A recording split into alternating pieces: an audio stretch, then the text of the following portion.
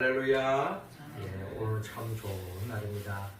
하나님은 항상 이 세상 그 무엇보다 우리가 드리는 이 예배를 가장 기뻐하십니다. 이 시간 하나님께는 영광이요, 우리 모두에게는 하나님이 안겨주시는 그 은혜와 은총을 덧입어서 한 주간도 우리의 각자의 삶의 자리에서 하나님의 나라를 침노하고 그 나라의 복을 누리며 많은 사람들에게 그 복을 나누는 복된 삶을 살아가는 우리 모두 되기를 주의 이름으로 축원합니다. 지난 주간에는 참 눈이 많이 왔습니다. 너무나도 많은 눈으로 참 아직도 겨울인가 보다 하는 생각이 절로 나는데, 사실 우리가 절기적으로 본다면 이미 입동이 지났습니다. 한마디로 표면적으로는 아직까지도 겨울과 같은 그런 분위기지만, 그럼에도 불구하고 점점 봄은 겨울을 뚫고 우리 곁으로 다가오고 있다라는 것입니다. 또 절기적으로 보면 이미 봄이 시작되었다. 저는 봄이 올 때마다 늘 마음속에 떠오르는 주님의 말씀이 있다면 그것은 바로 요한복음 12장 24절 말씀입니다. 한 알의 밀알이 땅에 떨어져 죽지 아니하면 한 알 그대로 있고 죽으면 많은 열매를 맺느니라 라고 말씀하고 있습니다. 자, 농부는 봄이 되면은 묵은 땅을 갈아엎고 씨앗을 뿌립니다. 그리고 그 씨알들이 땅에 떨어져서 죽어질 때에 거기에 싹이 나고 또 꽃을 피우고 또 가을에는 많은 열매를 맺는 것입니다. 만약에 그 씨알이 죽어지지 아니하면 결국 그 한 알로 보존되어지는 것이 아니라 썩어서 결국 한 줌의 흙처럼 먼지처럼 사라질 수밖에 없는 것입니다. 하나님은 우리 모두를 향한 바람이 있습니다. 그것은 바로 우리 모두가 죽어지는 한 알의 밀알과 같은 삶을 살기를 원하고 있습니다. 그럴 때에 우리는 진정 많은 열매 맺는 삶, 풍성한 삶, 또 하나님께 영광 돌리는 복된 삶을 살 수 있다라는 것입니다. 이 길을 걸어가신 우리의 모델이 있는데 그분이 바로 예수 그리스도 아니겠습니까? 예수님은 이 땅에서 죽어지는 하나의 밀알로서의 삶을 사셨기 때문에 우리 모두는 그 예수 그리스도를 통하여서 하나님의 자녀가 되었고 하나님 나라의 백성의 복을 풍성히 누리는 삶을 우리에게 안겨주었다는 것입니다.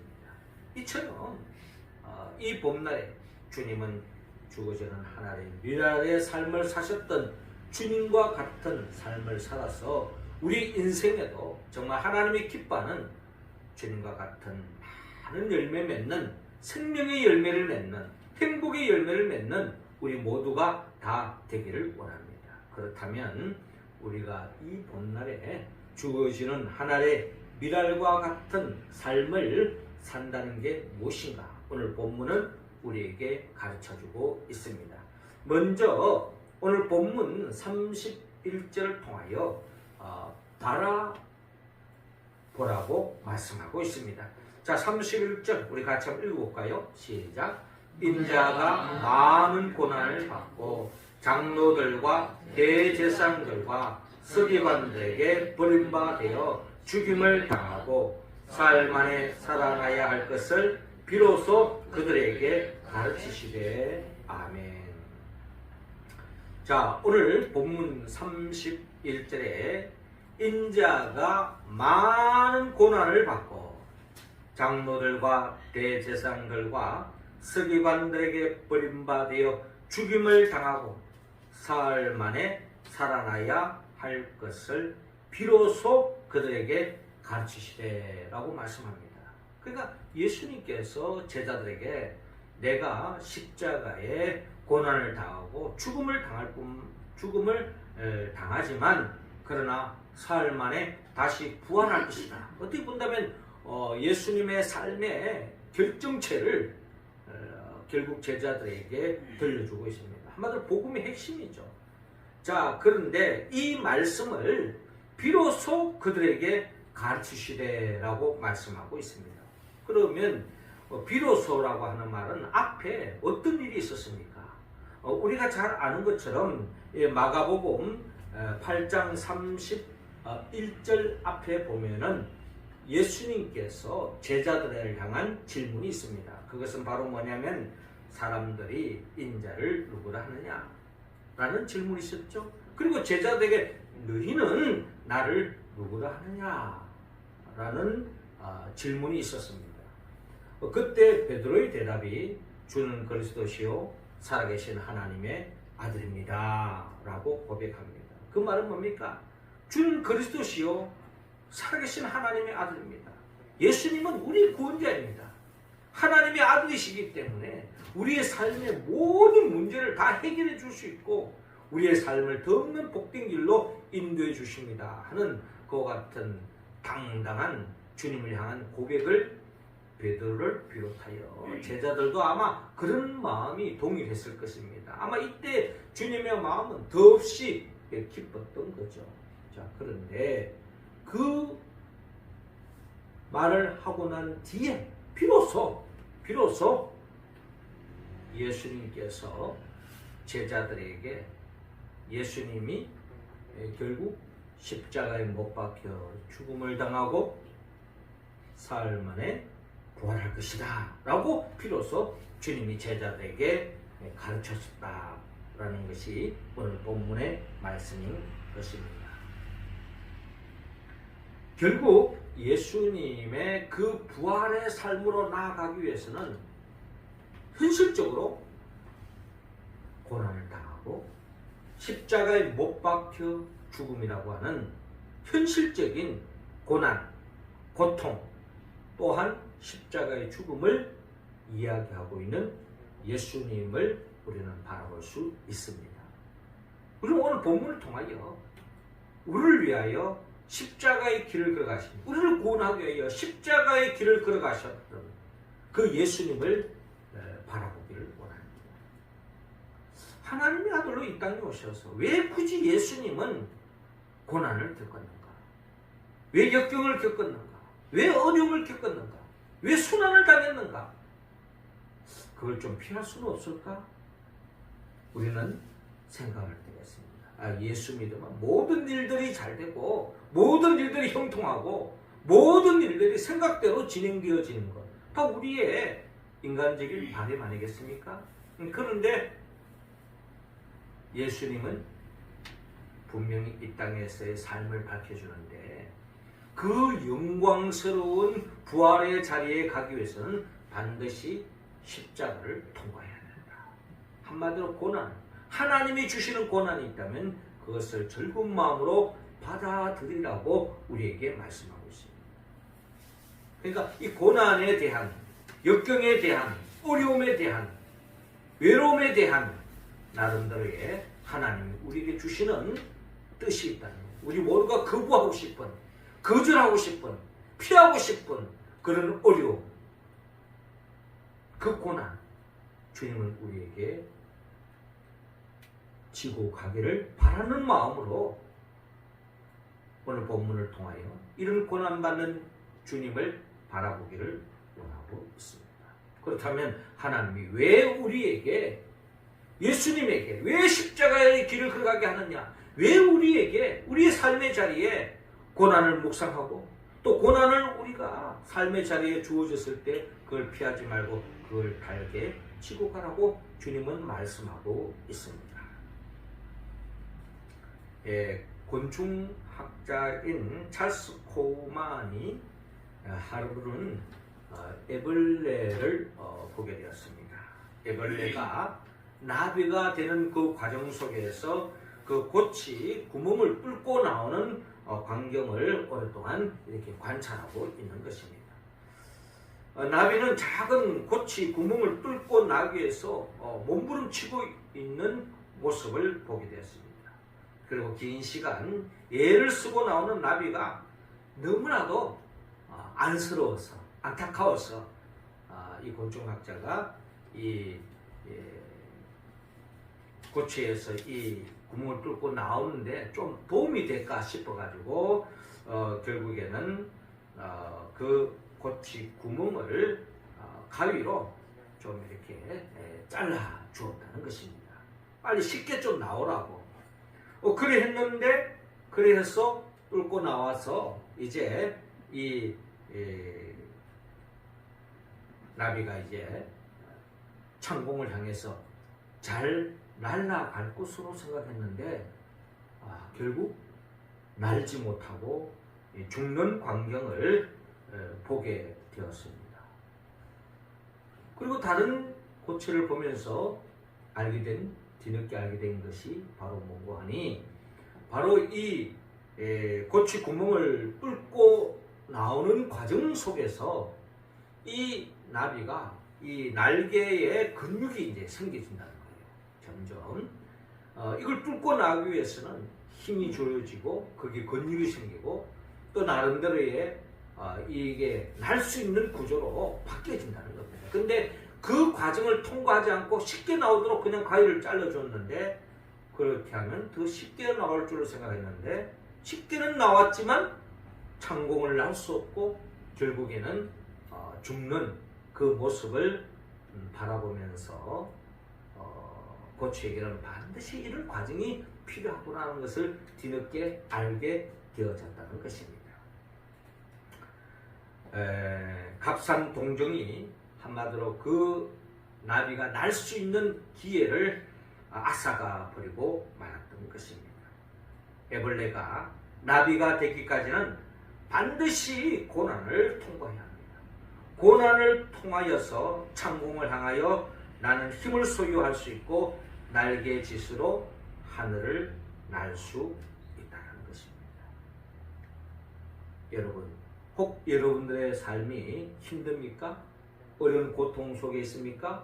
고난 속에 있습니까? 역경 속에 있습니까? 하나님의 자녀들에게 하나님이 그런 삶의 자리로 여러분들을 안겨주었다면 이 또한 감사하시기 바랍니다. 히브리서 12장 2절은 우리에게 말씀합니다. 믿음의 주요 또 온전케 하시는 이 예수를 바라보자.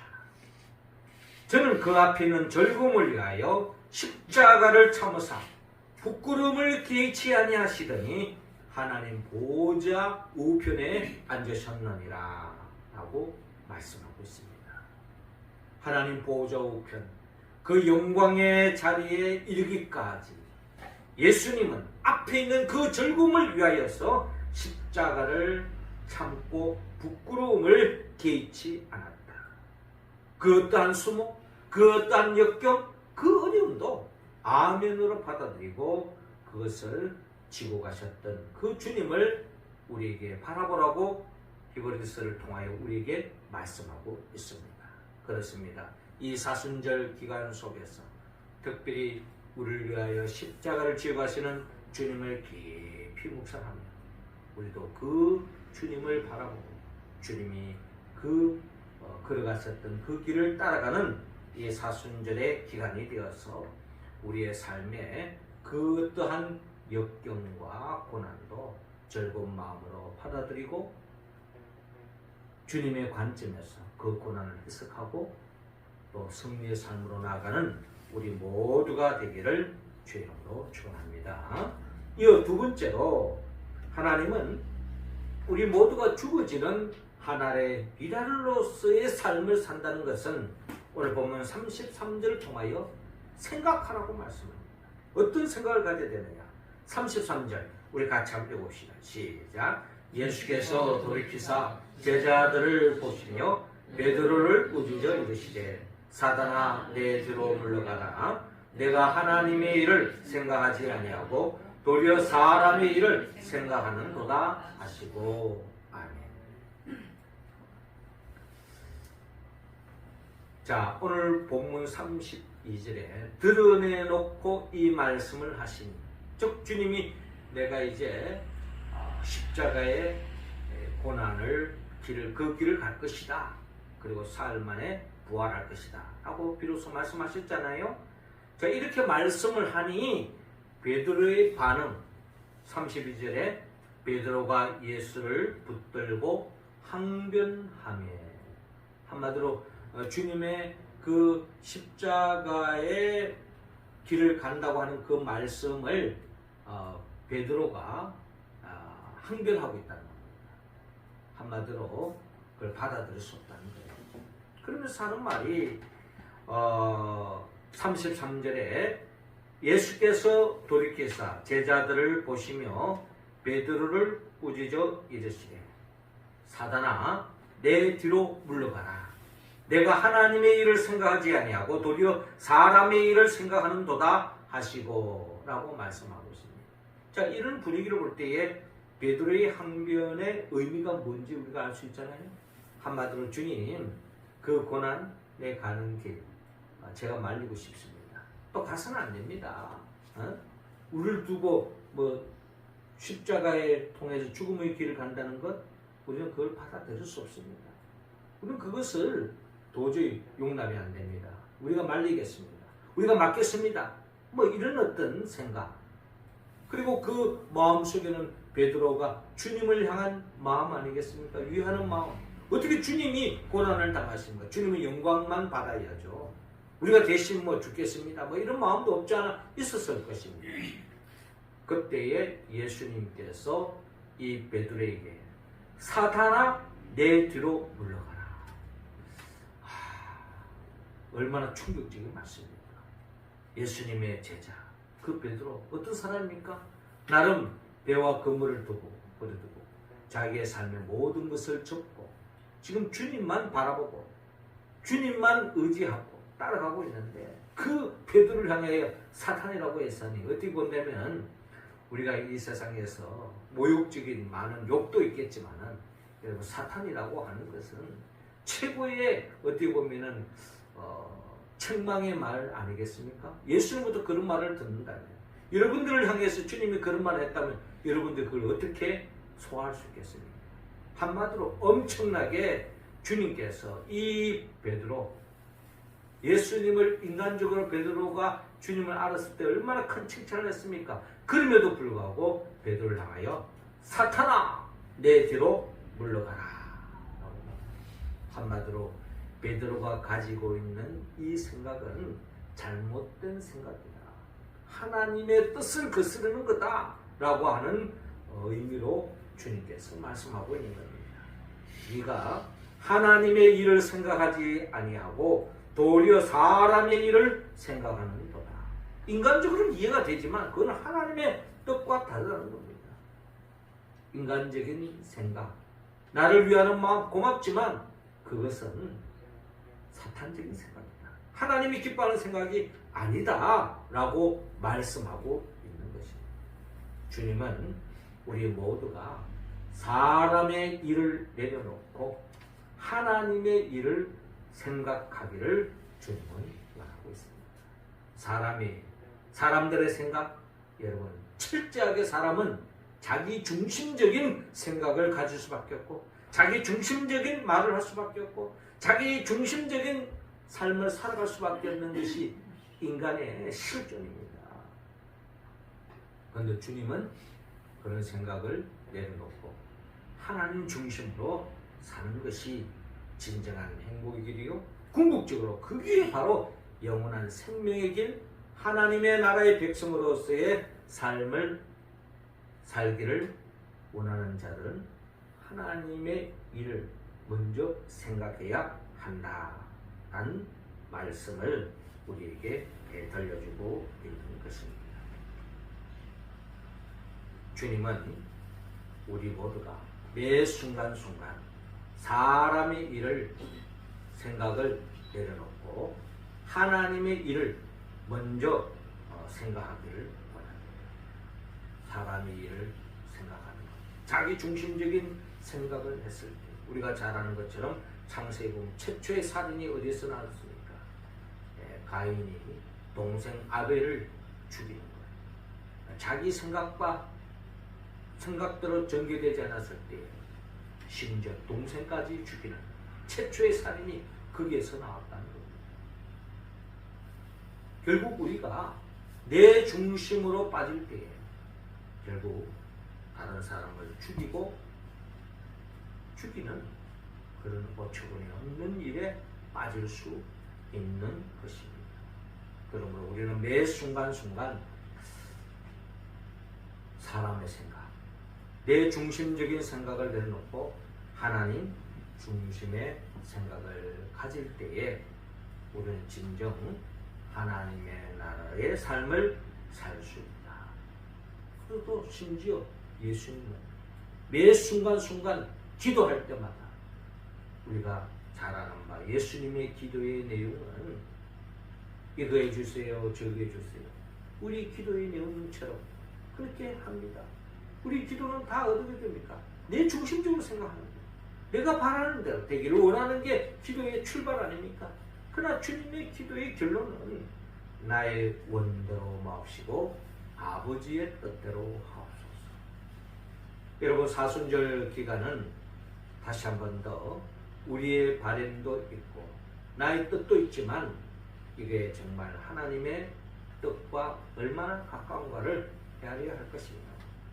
다시 한 번 더 내 생각을 내려놓고 하나님 중심적인 생각을 가질 뿐만 아니라 하나님의 뜻을 구하고 하나님의 뜻대로 살아가는 삶, 이게 바로 사순절 우리가 가져야 할 생각이요, 또한 주어지는 하나님의 미랄로서의 삶을 살아가는 사람의 특징이다. 우리는 끊임없이 하나님 말씀을 통하여 하나님의 뜻이 어디 있는지 헤아리고 그 뜻대로 살아갈 때 그게 진정한 축복이요 행복일로 나아갈 줄로 믿습니다.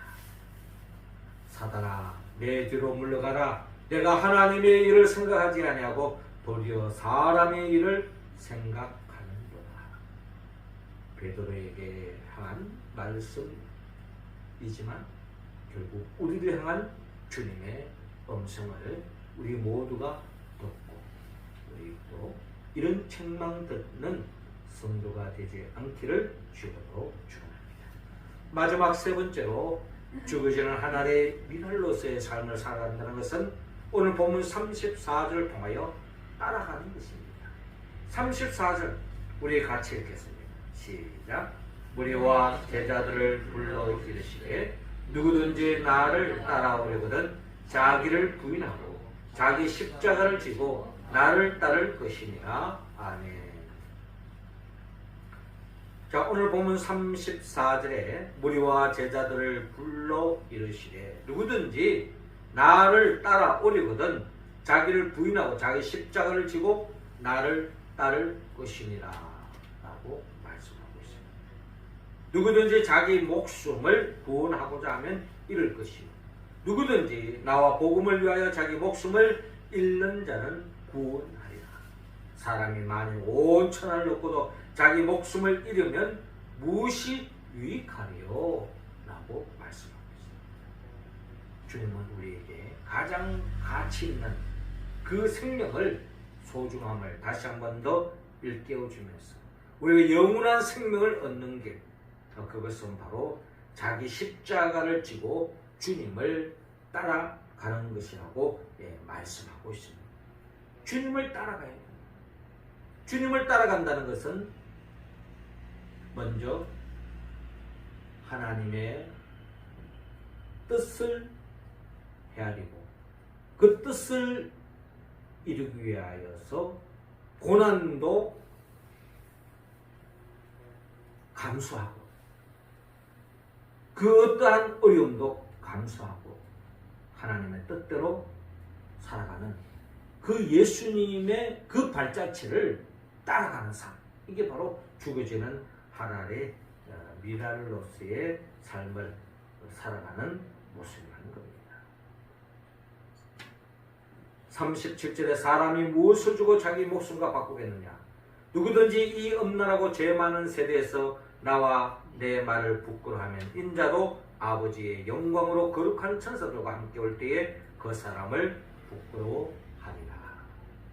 우리는 매 순간순간 주님의 삶, 그 말씀대로 살아갈 때에, 즉 주님을 따라갈 때에 우리는 진정 주님으로부터 인정받고 주님이 예비해 놓으신 영원한 천국에 이룰 수 있다.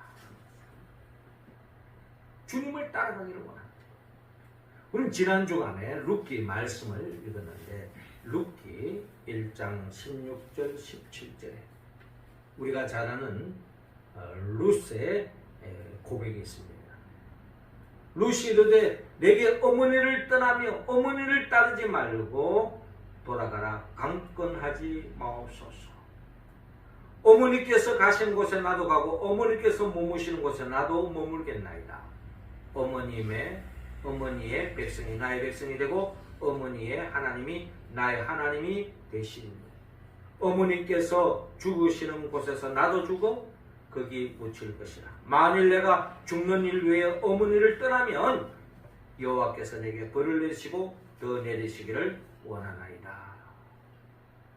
이게 바로 룻이 그의 시어머니 나오미를 향한 고백입니다. 나오미를 향한 맹세이죠.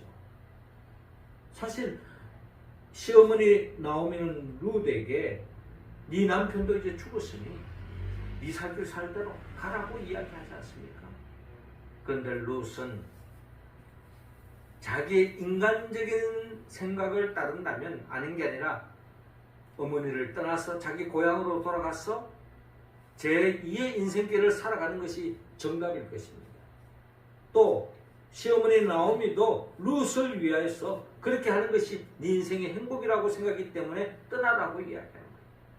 그러나 룻은 그런 인간적인 생각을 내려놓고 그 마음속에 그가 이 집에 시집 와서 하나님을 믿고 하나님을 알기 때문에 하나님의 음성을 듣고 하나님의 뜻을 붙잡고 끝까지 어머니를 따라가겠다고 맹세합니다.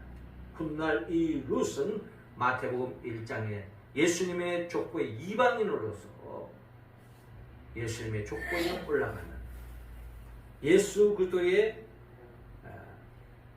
조상이 되어지는 그런 영광스러운 자리에 이르는 것을 볼 수가 있습니다. 이처럼 우리 또한 인간적인 생각, 내 중심적인 생각을 내려놓고 끝까지 주님을 따라가면 우리 모두가 진정 주님이 예비해 놓으신 그 천국에 이르러서 세세무궁토록 주님과 함께 왕노릇하고 하나님 나라의 백성으로 영생을 누릴 줄로 믿습니다. 우리는 끝까지 주님을 따라가야 합니다. 우리가 믿음의 선대 아브라함도 하나님의 말씀, 그 명령을 따라갈 때에 때로는 인간적으로 너무나도 황당한 하나님의 뜻으로 인하여서 절망하는 순간도 있었습니다. 그렇지만 끝까지 하나님의 말씀에 순종하며 나아갔을 때에 하나님께서 아브라함에게 더없는 복을 안겨 주었습니다.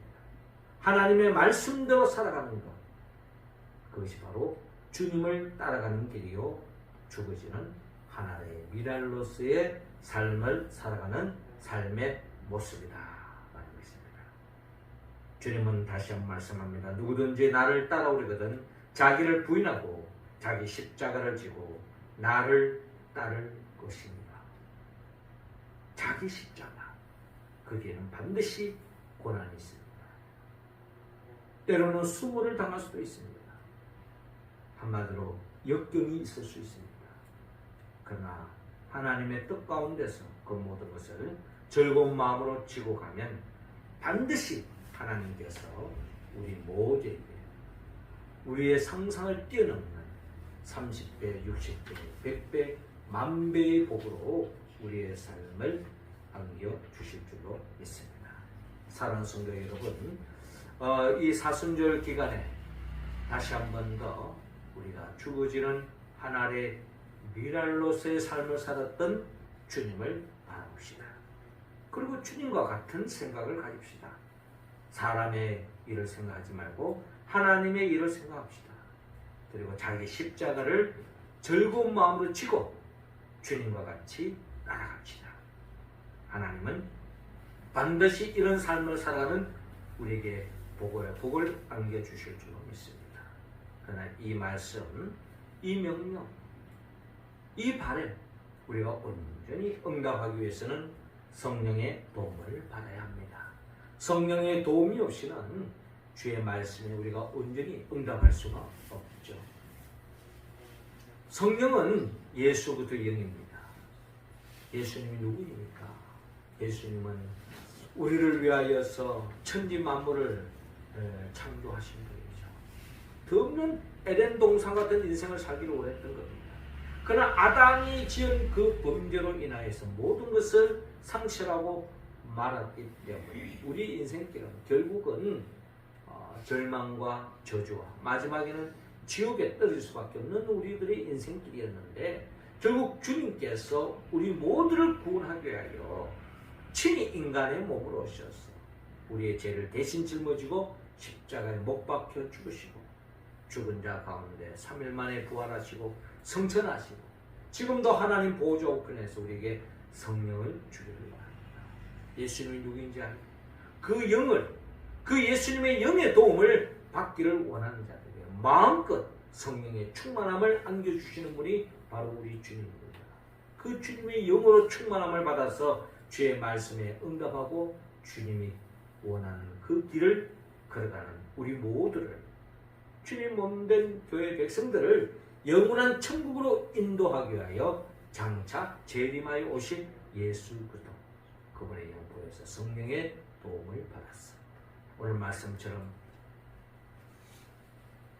십자가의 길을 걸어가신 주님을 바라보고 주님과 같이 하나님의 일을 먼저 생각하고 또 주님이 걸어가셨던 그 십자가, 자기 십자가를 지고 바짝 따라가는 우리 모두가 되었어.